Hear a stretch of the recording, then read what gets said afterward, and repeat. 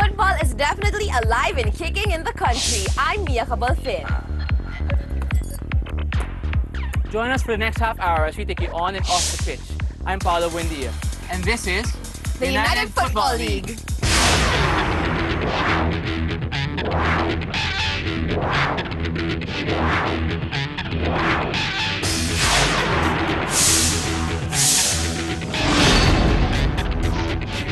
Behind the UFL is a group of individuals whose passion and dedication to this beautiful game has inspired and driven them to develop and sustain football in the Philippines. Now let's learn more about the Football Alliance, their history, current activities, and plans for the future. Philippine football has been a quagmire for years. It enjoyed its golden age during the turn of the 20th century, leading up to the Second World War. However, the devastation of the war triggered the decline of the sport in the country. Since then, local football has been overshadowed by other sports and interests. An organization named the Football Alliance aims to build on our country's rich football foundation to create a new beginning and a new history for this generation and the next. Good afternoon. We're here in the University of Makati to interview some of the two officials of the UFL. First, on my left, we have Philip Hagedorn, the tournament director. And on my right is Mr. Randy Rojas, the president of the FA, the Football Alliance. First, though, welcome. Thank you. Our first question is going to be, how was the Football Alliance formed? Well, I think Philip knows a little bit more of the history of that. I think they brought me in a few months after they started. Really just a group of football aficionados that got together and saw an opportunity, I think. I mean, I think the idea was that we recognized that the talent that we had in the Philippines was gaining in quality. That's right. And we recognized that what was lacking is really more games. And so we just tried to fill the gap. And we did a market study to see what was going on, and we identified the UFL as a potential beneficiary of what we can try and deliver. So it's really, that was the history. Because you were a group of friends just wanting to help football in general. Well, generally, yes. Acquaintances through work, acquaintances through football. I think everyone had a history everybody of playing the game, no? Yes. And to a certain extent, there existed leagues in the country, but they only lasted 1-2 months and very factional. No? Yes. And I think the group's main intention was to have an 8-month-long program of games wherein players had the opportunity to play more games in a year versus what they were doing in the past. No? So that was the only way to improve the level of play in the country. Plus the fact that there existed a gap between the senior level and the junior level, and that was something that the group wanted to fill. Who else comprises the core group of the FA? We have as our chairman Mr. Santi Araneta of the LBC Group of Companies. We've got friends like the coach of the Archers, Moncho Garcia, Mike Camahort, and Antonio Longa, together with my brother Christopher and Javi Mantecon, who comprise the core group. But you've expanded. The organization has grown. We have officials now. We've got people in our marketing that help us set up the fields and run this tournament. How does the FA plan to sustain the growth of the UFL? As we go along, the tournament gets bigger, more people watch, more people, and of course, probably more teams want to join, right? So, how do you plan to sustain the growth of and the popularity of the UFL? I think the focus for the short term will be in the first division, where really the plan is to try and achieve more games. Right now, we are at the about 20-21 games season, which still falls short of what players at this top level should be doing. You're probably looking at trying to get it up to 25 to 30 games. So one is the expansion via more games, and this could mean more cup competitions or a second league, possibly extending the league. inviting more teams, I think that's the plan, but I think we need to work with the regionals and the other associations out there to expand the lower divisions, because when you're talking about 8 teams in the first division, that's about 200 elite players. Yeah. And for now, that's probably the limit of what we have in terms of elite. I think the other point is making sure that we have the right alliances with the national sports organizations, with the right corporate sponsors. Now, I think we want to grow this not just in Metro Manila, but in the provinces as well, to make sure that we're covering most of the good players in the country, and for them to participate. So when we say it's our game, we mean it's all inclusive and not just a small group of people. So, I think so long as we have the right alliances and partnerships in place, then it's something that we can sustain. It is a tough uphill climb, and the road is fraught with figurative potholes, big and small. But it is a challenge the Football Alliance, clubs and players willingly face for the love of this beautiful game. Well, we feel that football is our game. I mean, it used to be our game. For a few decades, basketball has taken over. We're all sports lovers, and we think there's enough room for both basketball and football to strive. Although we feel a gold medal in the Olympics is probably closer in football than it is in basketball. It's our game! It's our game! It's our game! There's more after the break when we return.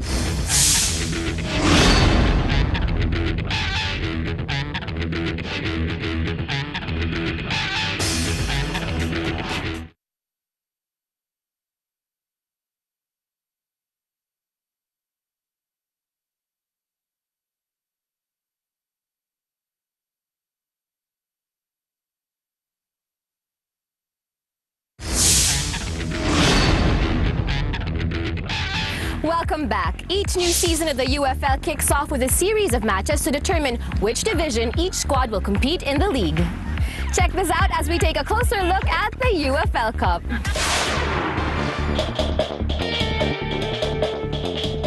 To ensure parity and healthy competition in the United Football League, the Football Alliance implemented a system to determine which divisions each club will play in the league. The UFL LBC Cup, which began last year, serves as the means by which clubs are separated into the first and second divisions. The league format, which is a 8-team double round robin, only achieves about 14 matches. So we wanted to introduce a cup format to try and enhance the number of games. Clubs are separated into 4 equal groups with a single round robin played in each group. I think it's just as important for many of these clubs to win the cup. The top 2 clubs of every group automatically qualify for the cup tournament and the prestige of the league's first division. Clubs that finish outside of the top 2 of each set, however, have to be content to battle for the plate and are placed in the second division for the subsequent league. We look forward to having maybe more cups. If you look at other leagues around the world, They have they'll several play cups 2 or 3 cups within the season. And along with the league. Along with the league. So this will allow us to, again, get more games in. Air Force Rider earned the distinction of being crowned as the inaugural champions of the UFL Cup, beating out fellow Armed Forces of the Philippines club Army Fighten in the final. Now, who will be the next teams to lift the cup and the plate? When we return, we'll introduce you to one of the key players in the league. And feature a UFL squad to watch out for this campaign. Stay tuned.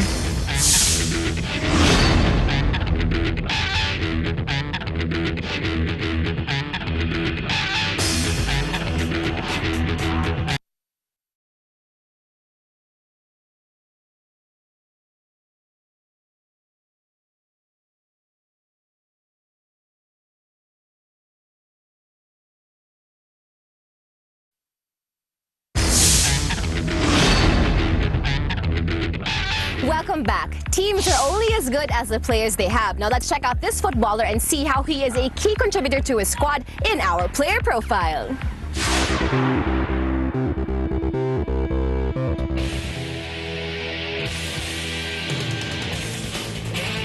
My name's Ali Bormeo, and I play midfield and forward for Global Smartmatic.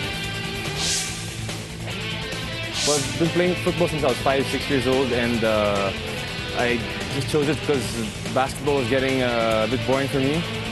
So basically, football was the right sport. I followed Roberto Baggio of Italy a lot. He's one of a kind, true finesse player, but he can bring excellent power to the game as well. He's always been a favorite of mine. Well, as a captain of the national team, we want to show true passion for the sport and more upbringing, so people enjoy it more and enjoy the game rather than just watch it just because it's football. But they gotta be into it more, you know. I want to be the guy to dictate the pace of the game, to be the leader on the pitch, leader also for the national team. So you know, just be the guy in the midfield to dictate the pace, pretty much. What people are talking about our team being strongest on paper and all that, so it's a matter of just bring it to the plate and showing what we really got. So that's a championship.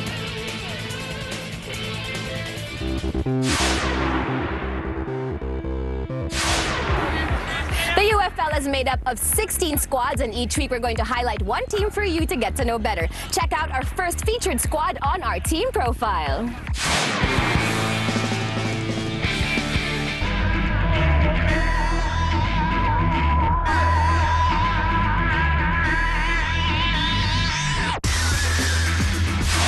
Formerly known as Coach Hans Smith's Alabang Greens, the Green Archers United Orient Freight is one of the first division teams in the United Football League. Currently led by Coach Jose Ramon Garcia, the Green Archers United is not only represented by De La Salle alumni, but also by players who have the Animo spirit. The Green Archers United was an invention of Coach Hans. It started as the Alabang Greens. We've changed the name to something I think a little more formal, the Green Archers United. And what it means is really that we want not only La Salle players, but players who have the same heart and spirit of the Christian spirit of De La Salle to find in the Green Archers United a team that they can one day be proud of or even play in. It's a first division team. We want it to be the preeminent first division team of Green Archers. I'm told we don't have 100% La Sallites here, and probably maybe a third of the team at the moment is not from La Salle. But they have the La Sallian spirit, the Animo, and I think that's what binds them together.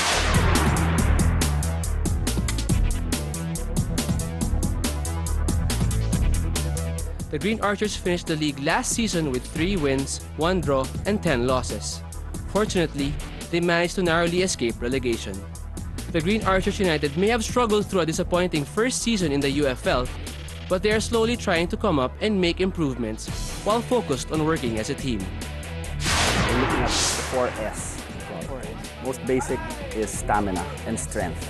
And we've had to build that up, okay? Because basically we've been coming out of a 4-month break, so we need to build that back up. The next is basically skills. Those are the drills, those are learning how to play together as a team. And lastly, it's strategy.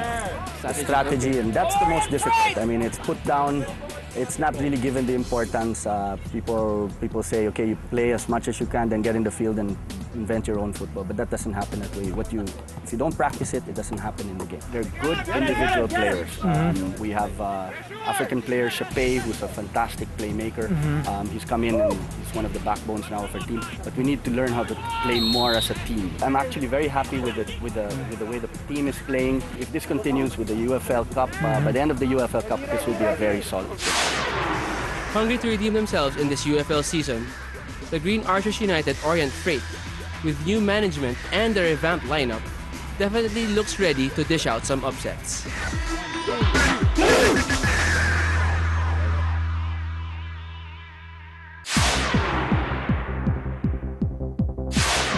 We'll look ahead to the coming week when we return after these reminders.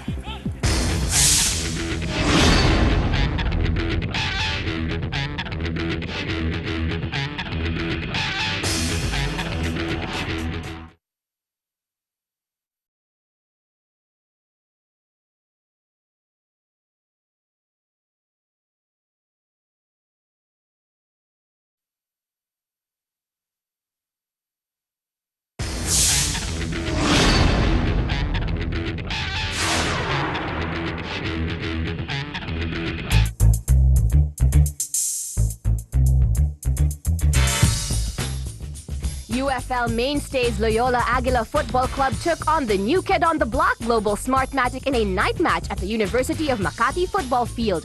Though new, Global Smartmatic is considered one of the best squads on paper. But it was injury-depleted Loyola who had the first crack on goal in the 4th minute.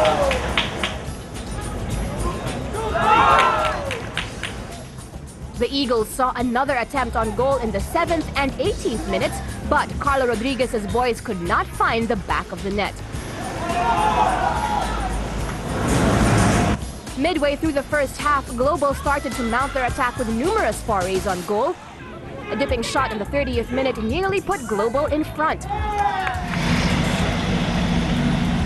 The breakthrough came 8 minutes later when Aizeldin A. Habib's marvelous individual effort made it 1-0 Global.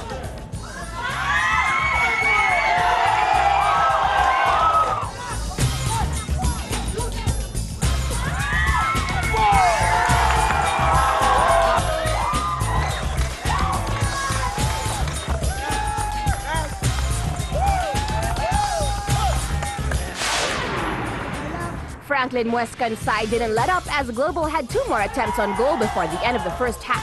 Global up 1-0.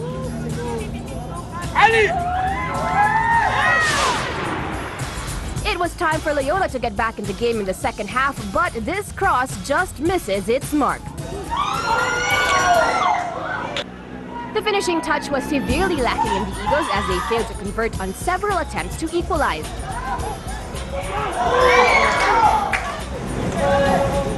Global then doubles its lead in the 74th minute to put the game out of Loyola's reach.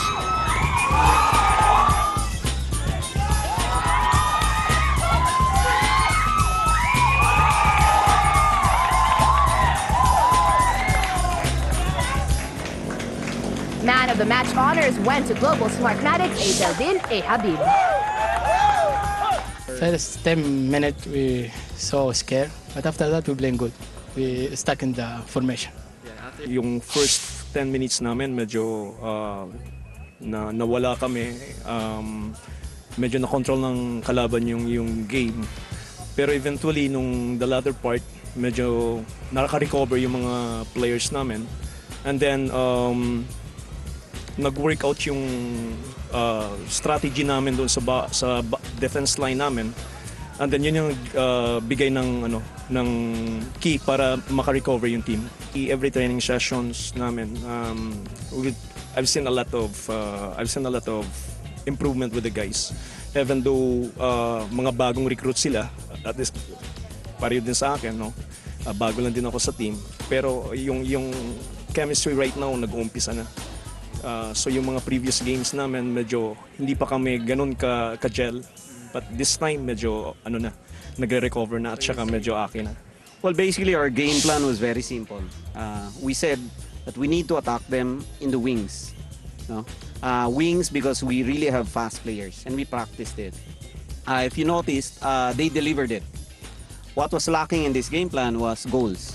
We had numerous attempts, almost on target, some outside the target, but basically we just couldn't convert. What we lack basically is really the general fitness, no? Strength, endurance, conditioning of these guys. Because what's very important is all the guys should be able to play 90 minutes or more at the top level. Top of their game, running back and forth.